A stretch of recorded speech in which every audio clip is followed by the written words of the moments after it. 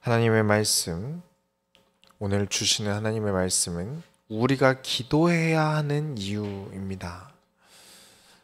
이번 한 주간 하나님께 시선을 잘 맞추고 살아가셨습니까? 하나님께 시선을 맞추고 살아왔기에 그 시선에 맞춰 오늘 주일까지 인도받아 예배 시간에 나온 줄 믿습니다.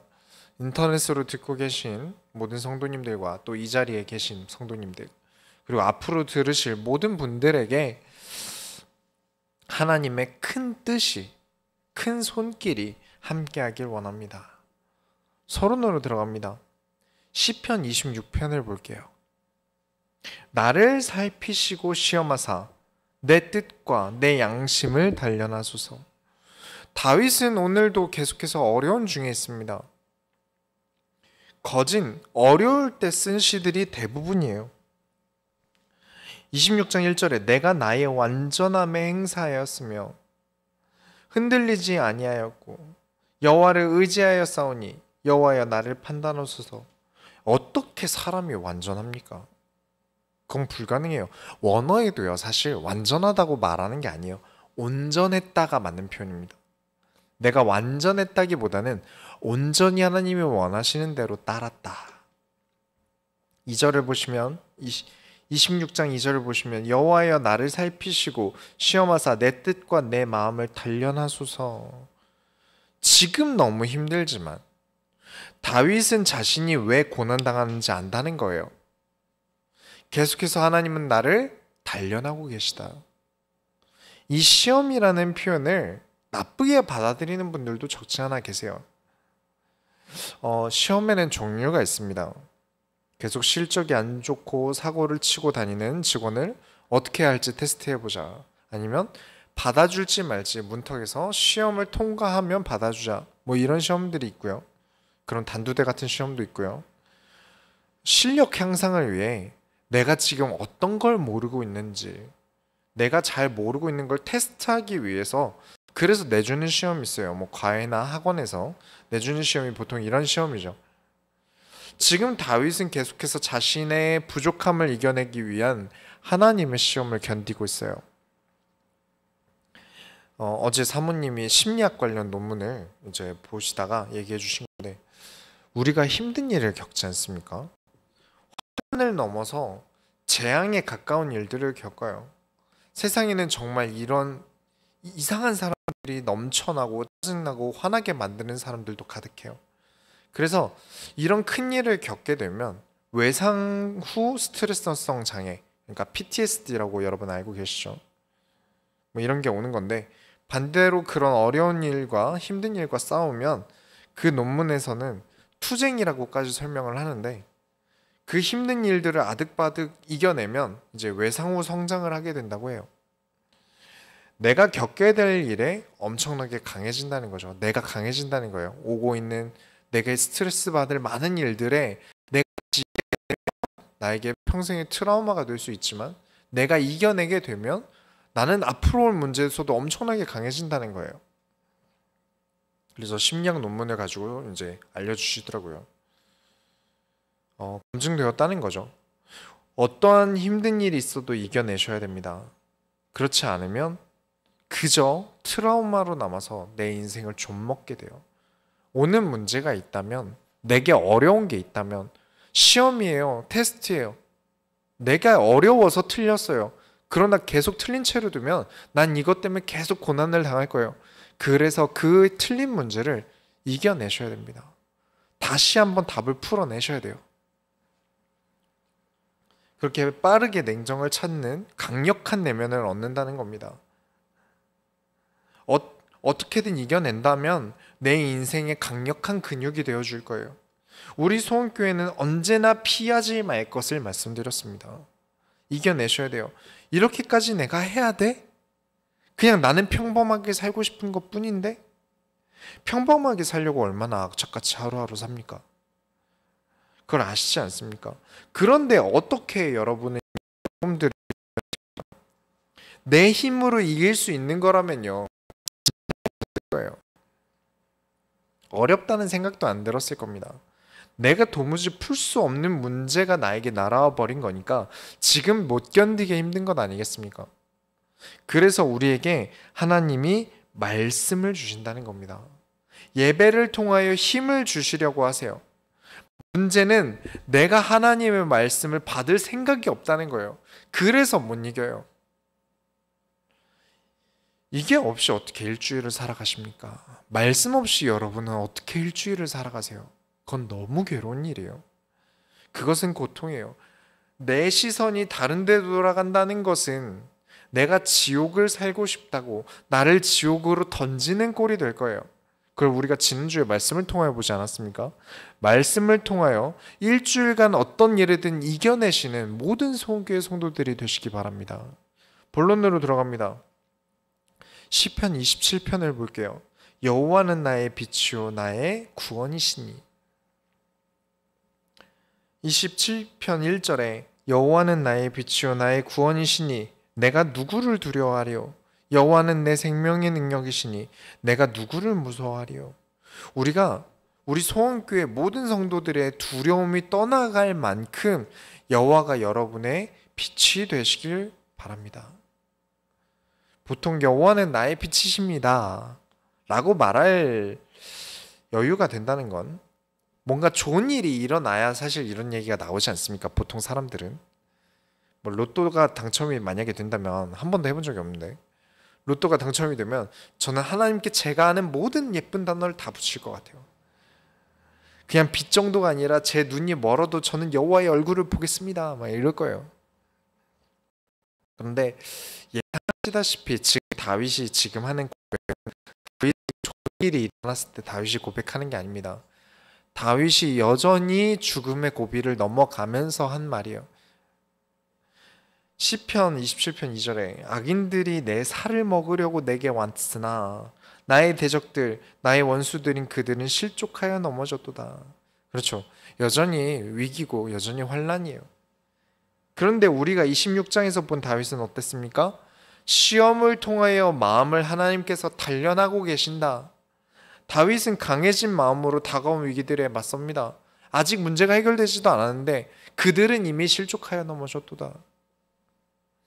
27장 3절에 군대가 나를 대적하여 진칠지라도 내 마음이 두렵지 아니하며 전쟁이 일어나 나를 치려 할지라도 나는 여전히 태어나리로다. 어떻게 이 상황에서 태어납니까? 누가 그럴 수 있겠어요? 그런데 다윗은 괜찮답니다. 왜냐? 여호와는 나의 빛이시다. 여호와께서 나의 생명이 되신다. 이만큼 다윗이 단련된 거예요. 그 마음이 하나님으로 단련된 겁니다. 좀 똑똑하고 책 좀 보신 분들이 이게 신앙생활을 해보려고 하시다가 고민하시는 게 뭐냐면 신앙생활이 상황에 따른 자기 합리화로 여겨질 때가 있다고 해요. 그냥 내가 잘해서 잘 된 건데 하나님께서 이루셨다고 하고 내가 이악 물고 노력해서 이겨낸 건데 하나님이 도우셨다 하고 내가 못해서 안 된 건데 누가 봐도 안 될 거 했는데 내 신앙이 바르지 못해서 안 된다고 하고 힘든 상황을 어떻게든 외면하려고 자기 최면으로 여호와는 나의 빛이시다 뭐 그러는 거 아니야? 라는 의구심이 좀 드시는 것 같아요. 왜 이런 의구심이 들까요? 본 적이 없어서 그렇습니다. 듣기는 했는데 내 삶에 겪어본 적이 없어서 그래요. 지난주 택배 박스 말씀을 드렸죠. 까보지 않으면 절대 그 안에 뭐 있는지 몰라요. 택배 상자를 열어보기 전까진 그 안에 뭐가 들었는지 모릅니다. 교회를 다니면서 말씀을 따라 일주일을 살아본 적이 없다는 건 그 택배 박스 그냥 흔들어보고 툭툭 쳐보고 에이 이거 아니야, 이거 사기네, 내용물이 이게 아닌 것 같은데 라고 말하는 것과 같아요.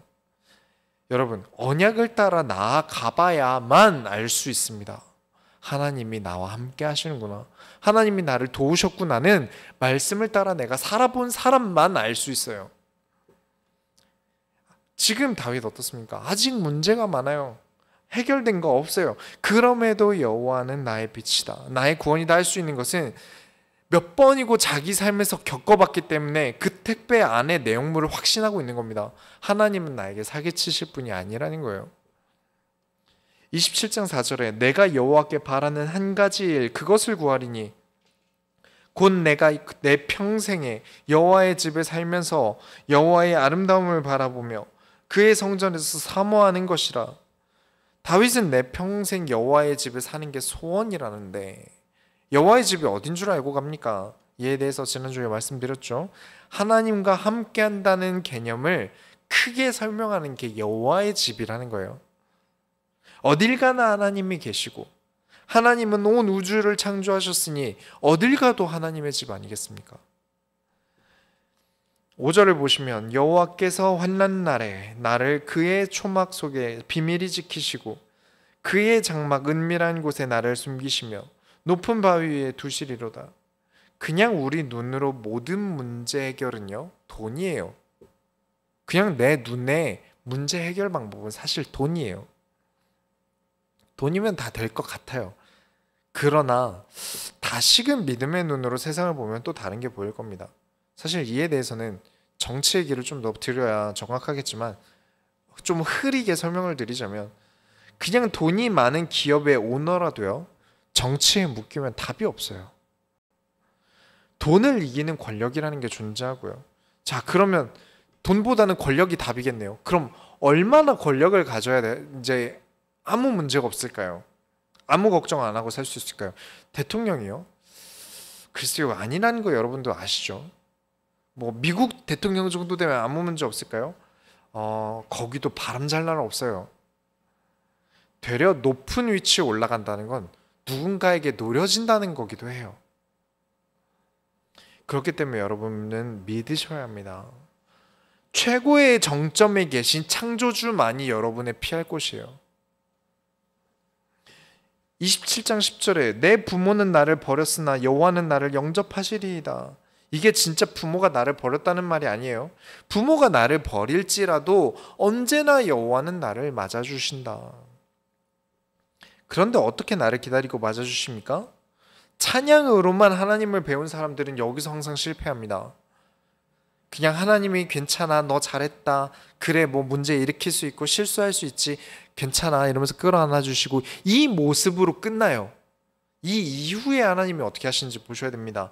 11절에 여호와여 주의 도를 내게 가르치시고 내 원수를 생각하셔서 평탄한 길로 나를 인도하소서. 여호와께서 나를 맞아주시고 하시는 일은 나를 가르치시고 나를 인도하시는 겁니다. 근데 가르침은 받을 생각을 안 하고 인도받을 생각은 안 해요. 그저 하나님을 감정 쓰레기통으로 만드시면 안 됩니다. 기도는 여러분의 감정을 하나님께 쓰레기통처럼 집어넣기 위해서 하는 게 아니에요. 하고 싶은 말 다 하고 사고 친 거 다 위로받겠다고 하나님 찾고 좀 진정되면 다시 자기 하고 싶은 대로 행동하고, 그건 정말 올바른 신앙생활이 아닙니다. 완전 잘못된 거예요. 기도는 내 감정을 하나님께 쓰레기통처럼 쓰기 위하여 하는 게 절대 아닙니다. 올바른 신앙생활을 하려 하셔야 됩니다. 두 번째로 시편 28편을 보시면 여러분 확실히 기도하셔야 될 때가 있어요. 이때만큼은 여러분이 정말 각 잡고 기도하셔야 될 때가 있습니다. 언제나 기도해야 되지만요, 우리가 평소에 이렇게 살면서 티 안 나는 기도 말고요, 좀 진짜 눈도 감고 가능하면 무릎도 꿇고 기도해야 될 때가 있어요. 어떻게 기도해도 하나님께서 들으시지 않습니까? 여러분 서서 기도하든 뭐 자면서 하든 뭐 게임을 하면서 하든 드라마를 보면서 하든 기도는 어떻게 하셔도 상관없어요. 그런데 왜 각을 잡고 뭔가 진짜 기도하는 모습을 가지고 기도해야 될 때가 왜 있을까요? 왜 필요할까요? 여러분은 침묵이라는 게 무서울 때 있지 않으십니까? 의외로 침묵은 굉장히 큰 공포예요. 물론 대부분 사람들은 듣는 것보다 말하는 걸 더 좋아하죠. 근데 집에 딱 갔는데 아무 말도 안 해요. 가족들이 다. 분위기가 엄청 싸요. 그럼 엄청 신경 쓰이겠죠. 여러분 응답을 받는다라는 사람들과 하나님이 아예 느껴지지도 않는다는 사람들은 어떤 차이가 있을까요? 28장 1절을 한번 보겠습니다. 시편 28편 1절을 보시면 여호와여 내가 주께 부르짖으오니 나의 반석이여 내게 귀를 막지 마소서. 주께서 내게 잠잠하시면 내가 무덤에 내려가는 자와 같을까 하나이다. 하나님이 느껴지지 않는 게, 하나님의 음성이, 하나님의 말씀이 나에게 와닿지 않을 때, 이때가 지옥에 내려가는 것과 같은 공포를 느낀다는 거예요. 그게 응답받는 사람과 아닌 사람의 차이입니다. 목회자도요. 저도 목회자였지만 목회자도 사람 아닙니까? 사람이에요. 저도 찌르면 피나는 사람이에요. 항상 말씀 준비할 때 단 한순간도 힘든 적이 없다? 그건 정말 거짓말일 거예요. 어떤 목회자라도 그건 거짓말입니다. 진짜 어쩌다 한 명 있을 수도 있어요. 진짜 천재에 가까운 사람들도 있긴 하겠지만 거진 없을 거예요.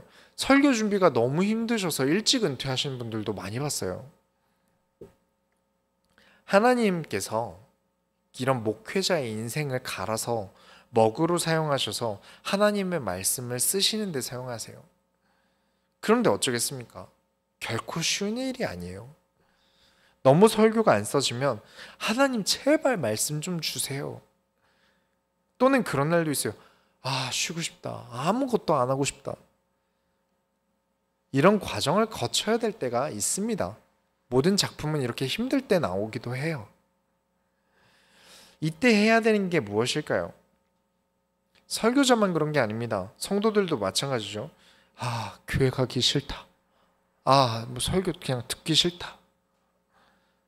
지금 문제는 와 있고 내가 선택해야 되는 건 많은데 이상하게 말씀을 펴보기 싫은 날도 있어요. 이런 날 해야 되는 게 무엇입니까? 28장 2절에 내가 주의 지성소를 향하여 나의 손을 들고 주께 부르짖을 때 나의 간구하는 소리를 들으소서. 이런 때가 내가 정말 각 잡고 기도해야 되는 때입니다. 주의 지성소를 향하여 나의 손을 들고, 이 정도로 내가 하나님을 찾아야 할 때가 있다는 거예요. 하나님 어디 계십니까? 하나님이 느껴지지 않습니다.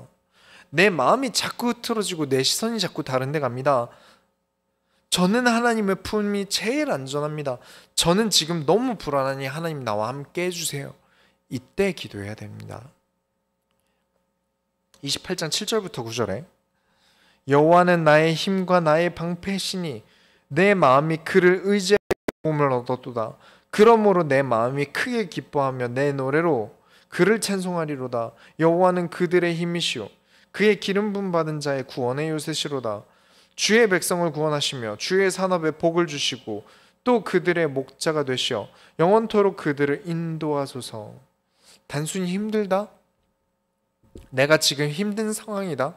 그럴 때는 사실 기도를 안 시켜도요 하게 돼요. 너무 힘든데 하겠죠. 너무 힘드니까요. 그런데 여러분이 어떤 힘든 일이 일어나야, 안 좋은 일이 일어나야 되는 것보다 여러분은 더 공포를 느끼셔야 될 때가 있어요. 그때가 언제냐? 하나님 말씀이 내게 와닿지 않을 때, 하나님이 느껴지지 않을 때, 하나님이 내 삶에 동행하고 있다는 게 누려지지 않을 때, 사실 그때가 가장 여러분이 공포를 느끼셔야 될 때입니다. 어떠한 문제가 와도 여호와는 나의 반석이시다 하고 끝낼 수 있어야 돼요. 하나님이 나와 함께 하시면 충분히 이겨낼 수 있어요. 그런데 아무 문제가 없다 하더라도 하나님이 나에게 누려지지 않는다면 오히려 그때가 더 큰 위기입니다. 지난주도 설명드렸지만 지옥은 먼데 있지 않아요. 천국과 지옥은 하나님과 함께 하느냐 마느냐입니다. 내 삶이 지옥과 같은 너무나 괴로운 삶이 언제 시작되겠습니까? 내가 하나님과 함께 하지 못할 때예요. 그러니까 나의 삶에서 하나님이 느껴지지 않는다는 게 얼마나 공포겠습니까? 이걸 아는 사람만 안다는 게 참 답답한 거예요. 우리 모든 소원교회 성도들은 아무 문제 없어도 하나님이 함께함이 느껴지지 않는 게 가장 위험한 상황이라는 걸 인지하시고 그 순간마다 무릎으로 하나님께 기도하시게 되시길 바랍니다. 시편 29편 3이랑 30편을 보겠습니다. 세 번째로, 한치 앞도 모르는 어두운 삶이 있어요. 29편 3절을 보면 여호와의 소리가 물 위에 있도다. 영광의 하나님이 우레소리를 내시니 여호와는 맑은 물 위에 계시도다. 여러분 여행 좋아하십니까? 이게 코로나 터지고 진짜 여행 가기 힘들어졌는데 재작년에 제주도를 갔다 왔어요. 자연경관이 너무 아름다웠던 기억이 납니다. 바다를 보면서 또 신혼여행을 베트남으로 다녀왔는데 바다를 보는데 무지개가 두 쌍으로 이렇게 하나도 아니고 두 개가 이렇게 연결되어 있는 걸 봤어요. 근데 이걸 사진을 찍긴 했는데 이 눈으로 볼 때랑요, 사진에는 안 담기는 게 있습니다.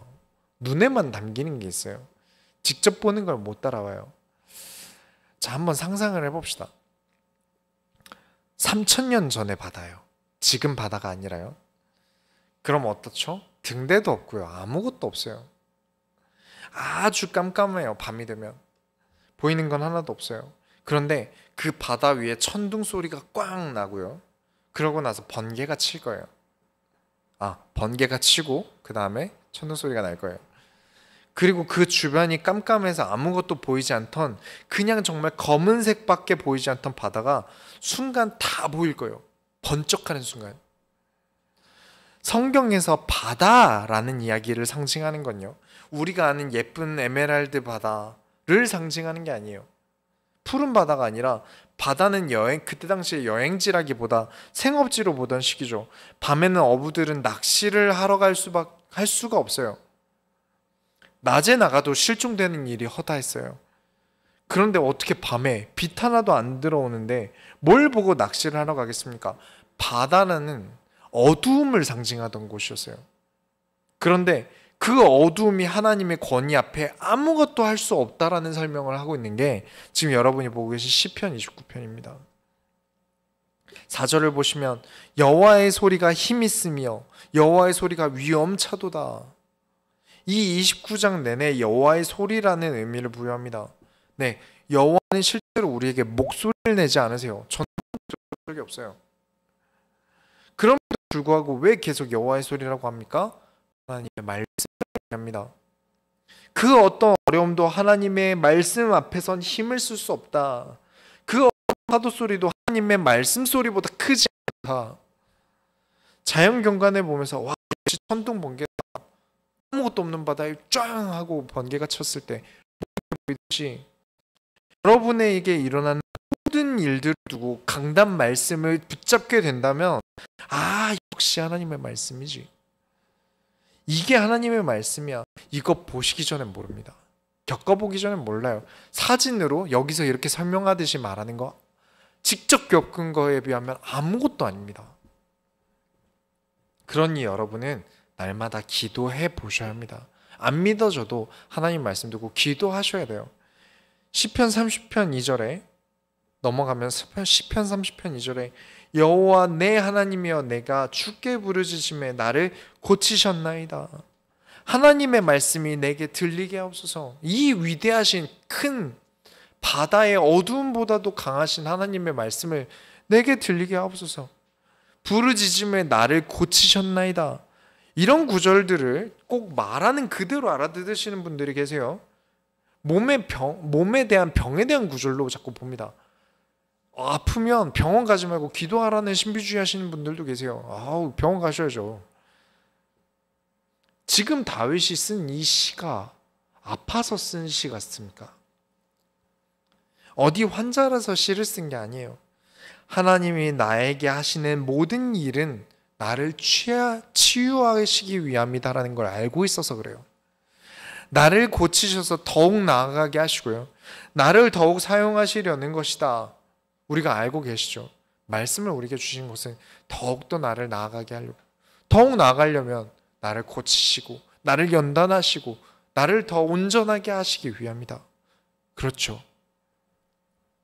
물론 당장 힘들어요. 어렵지만 30장 5절을 보시면 그의 노염은 잠깐이요 그의 은총은 평생이로다. 저녁에는 울음이 깃들지라도 아침에는 기쁨이 오리로다. 모든 인간은 다 어둡습니다. 어느 직종이든 불안하긴 마찬가지예요. 아까 말씀드렸지만 권력을 아무리 가져도 바람잘 날 없어요. 그래서 마치 어린아이가 부모와 떨어지는 순간부터 겁먹고 우는 것처럼 우리와 하나님의 사이도 그래야 합니다. 30장 7절에 여호와여 주의 은혜로 나를 산같이 굳게 세우셨더니 주의 얼굴을 가리심에 내가 근심하였나이다. 하나님이 조금만 안 보인다. 싶으면 바로 불안해하고 엎드려서 하나님을 찾는 모습을 우리 모든 소원교회 성도들은 다 갖추시기 바랍니다. 결론을 내리겠습니다. 여러분은 삶의 투쟁이 있으셔야 돼요. 항상 싸우셔야 합니다. 우리의 삶의 투쟁에도 항상 기도가 있으셔야 합니다. 기도 없이는 싸울 수 없어요. 말씀이라는 무기를 들고 기도함으로 살아가야만 합니다. 그렇지 않다면 평생의 상처만 남아서 나중에 입만 열면 나 때는 말이야, 인생을 살아보니까 말이야. 물론 젊은이들이 너무 잘못 살아서 말할 수 있어요. 저도 하게 돼요. 저도 이제 하더라고요. 너네 그러면 안 돼 이러면서. 근데 제가 아는 어떤 분은 늘 입만 열면은 나 때는 먹을 게 없었어 이러면서 심지어 같이 이렇게 닭을 먹는데 치킨의 뼈와 뼈 사이에 진짜 얇은 막처럼 되어 있는 살 아시죠? 먹기도 힘들어요. 근데 그것조차 남기면 엄청 뭐라고 하셨어요. 니 그거 안 먹으면 내가 먹어버린다 이러면서 진짜 집어가셨어요. 자기가 드시려고. 제가 먹고 남긴 걸. 그래서 막 겨우 말렸어요. 그게 마음속에 상처가 좀 있으셨던 것 같아요. 과거가 상처가 이렇게 되신 거죠. 여러분, 지금 겪고 있는 여러분의 인생에 과거가 상처가 되지 않으려면 말씀으로 이겨내시는 수밖에 없습니다. 담임 목회를 하면서 정말 이전에는 경험해보지 못한 많은 걸 겪게 돼요. 시비를 거는 사람도 있고요. 담임 목회자가 되니까 시비를 거는 사람도 있고요. 시기 질투를 하는 사람도 있고요. 반대로 부러워하는 사람도 있는데 이번 달은 뭔가 부러워하는 이야기를 정말 많이 들었어요. 개인적으로 정말 뿌듯한데 또 사과하는 분들도 많이 계셨어요. 진짜요. 이게 제 과거를 돌이켜보면 저에게도 상처였던 것들이 있어요. 뭐냐면 제가 과거에는 뭐만 하면 사람들이 다 쓸데없다 그랬어요. 음악을 해도 저한테 쓸데없는 짓 한다고 하고요. 문화에 대한 연구를 해도 쓸데없는 짓 한다고 하고요. 심지어 성경에 대해 깊이 공부하는 것도요, 저에게 쓸데없다 그랬어요. 그런데 그 쓸데없다고 말하던 것들이 부럽다고 연락을 주시는 분들이 오셨어요. 어느 날 돌아보니까 자기 자신은 할 줄 아는 게 아무것도 없다는 걸 알게 됐대요. 코로나까지 터지니까 자기 자신이 얼마나 무능하게 느껴졌는지 모른대요. 되려 어떤 분은 같이 있을 때 좀 배울 걸 이러면서 이제 우리 교회 교재를 내놓으라고 하는 분도 계세요. 이런 말들을 듣기 전에는 사실 저에게는 다 상처였어요. 밤마다 무서운 날들도 있었고요. 어떤 게 무서웠냐면 하도 제가 하는 일마다 쓸데없다고 하니까 내가 진짜 시간을 허비하는 거면 어떻게 하지? 그리고 실제로 부교육자 생활할 때는 저는 쓸모없는 사람이라고 내쫓겨난 적도 있어요. 김민철은 쓸데없는 사람이라고요. 그래도 계속 기도했습니다. 나는 분명 말씀으로 인도받고 있는 게 맞고 성경적으로 내가 지금 가고 있는 길이 틀린 길이 아니라면 하나님, 내가 하나님 믿고 갑니다. 기도 없이는 버틸 수 없었어요. 그렇다고 이게 바로 응답으로도 안 와요. 진짜 15년이라는 시간을 세보니까 15년이나 걸렸어요. 그 시간에 개척하는 그 순간까지도 너는 쓸데없는 짓만 한다는 말을 버텨야 했어요. 심지어 제가 예전에 슈퍼스타 K 한참 유행할 때 있었잖아요. 그때 제 별명이 슈스케였어요. 왜냐면 쟤는 저렇게 뻘짓하다가 슈퍼스타 K 한번 나간다. 저거 목회한다는 놈이 계속 딴따라짓 하는 거 보니까 정신문제 있는 애라 어떻게 할지 모르겠다라고 저보다 나이 많은 사람들이 이야기하는 걸 들은 적이 있어요, 몰래. 그리고 지금은 어떻습니까? 저에게 딴따라짓 한다고 뒤에서 욕하시던 그분 지금 기타 학원 하세요. 저는 지금 목회하고 있고요. 그때 그래도 계속 바른 길을 가려고 몸부림치고요. 내가 가는 길이 틀렸을까봐 무서워서 밤마다 울면서 기도했고요. 약 2년 동안 밥 사 먹을 돈이 없어서 집에서 누룽지 만들어서 기다가 먹고 한 끼 때우고 밤에는 초코파이 하나로 때우면서 내가 틀린 거면 어떡하지? 내가 인도 잘못 받아서 이렇게 고생하는 거 아닐까? 내가 내 욕심으로 내가 억지 부리고 있는 건 아닐까? 수도 없이 흔들렸습니다. 그대로 걸어온 덕분에 저는 제 나이 또래 목사님들보다 코로나 때문에 저에게 쓸데없는 짓 한다고 했던 사람들 중에는요, 저랑 같이 시작했는데 아직도 전도사의 사람도 있어요. 그리고 그때 돈 먹고 고생할 때 저는 저희 사모님을 만났어요. 그리고 지금 함께 목회하고 있습니다. 그리고 제가 걸어온 길이 증명되었어요. 저에게 남아있던 이 증명되면서 다시 걸어오는 것들을, 그때 말씀 따라왔던 것들이 다 응답으로 지금 돌아오고 있는 이 목회를 보면서 저는 상처를 이겨냈고요. 되려 더 강해졌어요. 봐라, 인생은 실전이야. 말씀 따라가면 절대 틀리지 않아라는 확신이 저에게 정말 강하게 있어요. 더 대담해진 것 같습니다. 언제나 하나님의 말씀을 따라가셔야 합니다. 여러분은 하나님의 말씀을 따라가셔야 돼요. 물론 힘들어요. 지금 목회는 수많은 우여곡절을 겪고요. 수정 보완을 해갑니다. 왜냐? 없어요. 부족함을 아시고 하나님 완벽을 요구하지 않으세요. 그래도 계속 이렇게 길하세요. 투쟁해야 합니다. 말씀으로 싸우는 이 삶은 반드시 여러분에게 큰 응답이 되어 줄 믿습니다. 더욱 말씀으로 나아갑시다. 더욱 기도합시다. 그리고 반드시 승리합시다. 우리가 하나님의 소원을 이루어드립시다. 하나님 감사합니다. 말씀을 따라 기도함으로 이겨내게 하여 주옵소서. 세상 모든 유혹과 모든 나를 깎아먹는 것들을 이겨내고 하나님의 말씀을 붙잡고 더욱더 하나님이 사용하시기에 흠이 없도록 우리로 하여금 나아가게 하여 주옵소서. 살아계신 예수 그리스도의 이름으로 기도드렸습니다. 아멘. 찬송가 88장